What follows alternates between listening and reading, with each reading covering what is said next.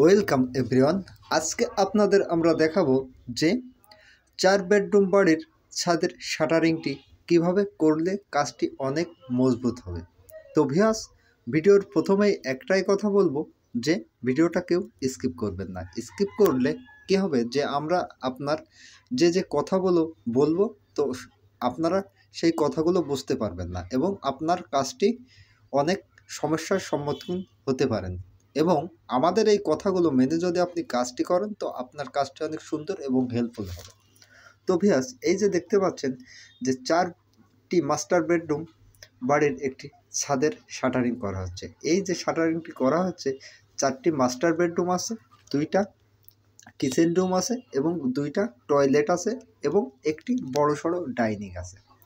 তো এই যে দেখতে পাচ্ছেন আমরা কিন্তু খুব সুন্দরভাবে শাটারিংটি করেছি। প্রত্যেকটা ডাসা আমরা 30 ইঞ্চি পরপর কিন্তু দিয়েছি এবং 30 ইঞ্চি পরপর আমরা একটি করে বাঁশ কিন্তু এতে মেরেছি।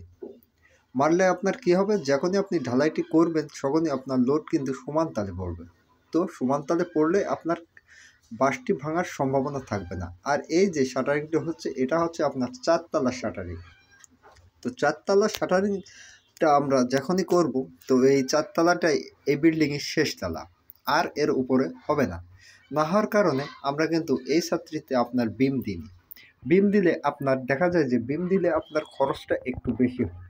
তো আপনি যদি 4 তলা কিংবা 5 তলা ফাউন্ডেশন করেন তো আপনি দেখলেন যে আপনার কাজটি 5 তলা ফাউন্ডেশনের কাজ, তো আপনি 4 তলা থেকে আপনি বিমটি দিতে পারেন।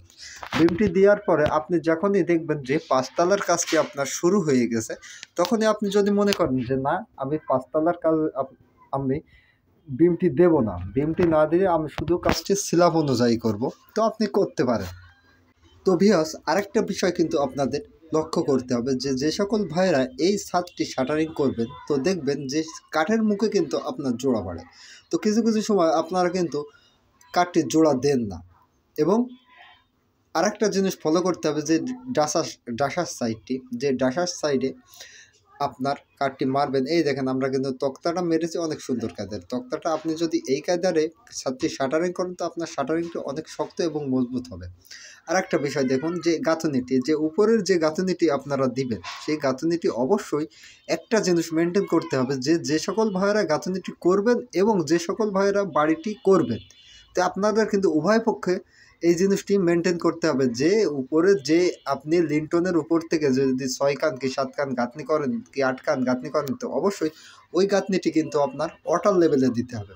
ওয়াটার লেভেলে দিলে আপনার ছাদটি কিন্তু একুরেট হবে।